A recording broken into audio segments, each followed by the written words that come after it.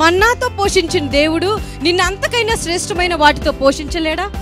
వాళ్ళు పాత నిబంధన గ్రంథంలోనే మన్నాతో పోషించాడు వాళ్ళని.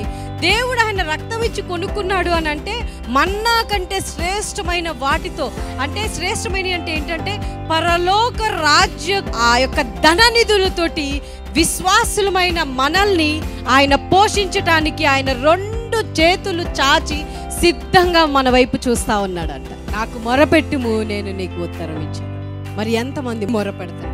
దేవా, నా జీవితం పాడైపోయింది, నా బ్రతుకు పాడైపోయింది, నన్ను చూసి అందరూ హేళనగా చూస్తున్నారు, నన్ను చూసి అందరూ అవమానించిస్తున్నారు, నేను దేనికి పనికిరాని దాన్ని అంటున్నారు ప్రభువా, నేను కనీసం ఒక చిన్న మాట మాట్లాడటానికి కూడా నా ఇంట్లో ఇన్ని సంవత్సరాలు 25 సంవత్సరాలు పెళ్ళైనా సరే నా ఇంట్లో నాకు నా వర్డ్కి ఒక విలువ లేదు ప్రభువా అని ఏడుస్తున్నావా ప్రియమైన తల్లి?